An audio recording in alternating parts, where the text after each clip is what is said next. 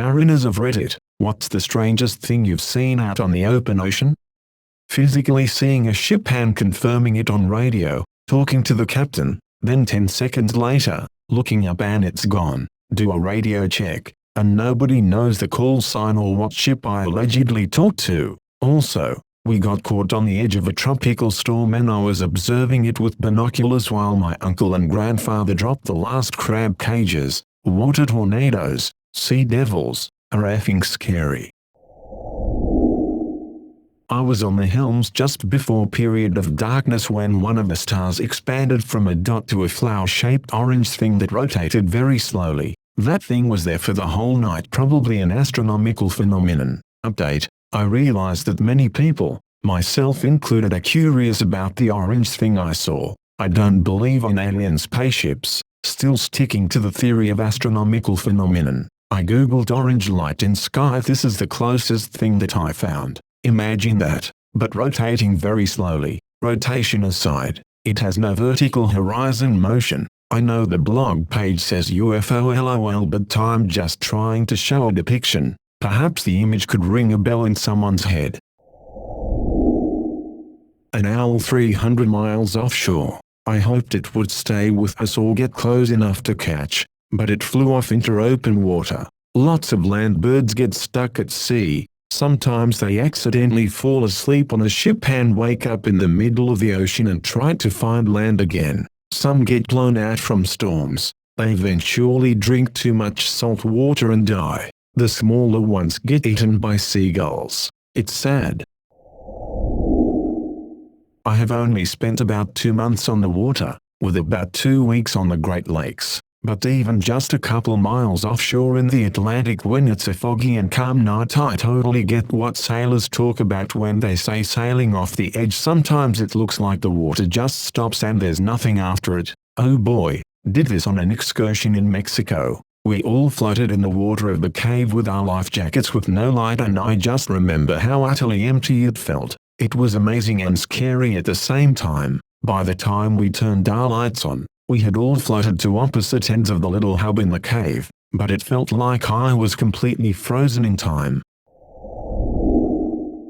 My family traveled transatlantic in 1957 on a steamship, the SS Constitution. When I was 7, the ship sailed fairly close to the Capellinhus, which was a submarine, underwater, volcano that erupted from the fall of 1957 to the spring of 1958. It is in the Azores off the coast of Portugal or thereabouts. The ship's captain came as close as he dared and we all came out on the deck to watch. From where we were it looked like the volcano was floating on the ocean surface. They told me that the volcano was creating an island, and as crazy as it sounds, it turns out to be true. We crossed that ocean 3 times in the 1950s, but that was the most interesting thing we saw. Well, that, and the man in a boat that had been damaged by the storm we'd just gone through. His mast was broken and he was adrift. It took hours and hours for the captain to maneuver the ship close enough that we could board the man safely. He came aboard,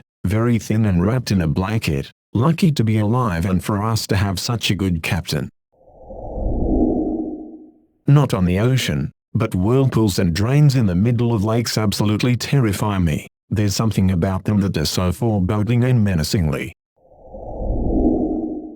Was motoring through Hurricane Irene, captaining a 32-foot charter catamaran, between Anegada and Jost Van Dyke in open water many miles from any coast harbor, and stumbled upon a local man with no boat doing deep-sea spearfishing. Dude had a 4x 1.5-foot Rubbermaid container attached to 2 bows filled to the brim with ice and fish, probably at least 300 pounds of deep-sea catches, before gutting, and all he had was a rudimentary, blacksmithed, iron spear rig with silicone tubing on a stick for the propulsion. Why the F you spearfishing in the open ocean during a hurricane, and how the F did you spear all those, you wizard? We scooped him up, gave him a ride, and then enjoyed an enormous bounty of fresh deep-sea fish with a fellow. He must have given us 20-25 pounds of his catch when we scooped him and gave him a ride to Jost Van Dyke. Saw the dude later on, getting off his dinghy at Puss's Bar with plenty of fresh catches for the tourists. Dude was chill, poured us some of his homebrew rum and open fire grilled us some local chicken. Was bomb off. Never learned his name.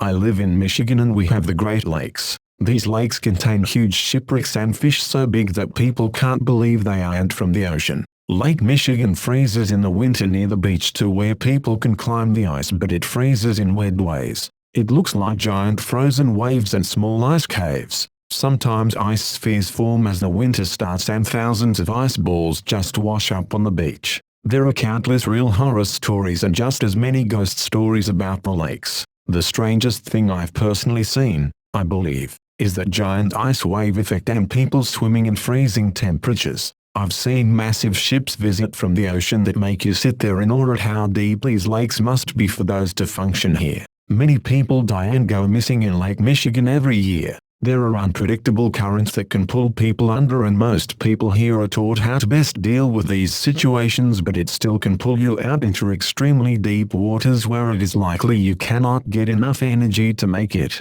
back to shore. Was fishing with my grandfather and in Prince William Sound, Alaska. We pulled into a small bay for the night, and as I'm about to fall asleep I hear strange grunting coming from the shore. Almost pooped my pants when it started. Grandpa heard it too, so we pulled out a flashlight and shone it at the source. It was two black bass mating.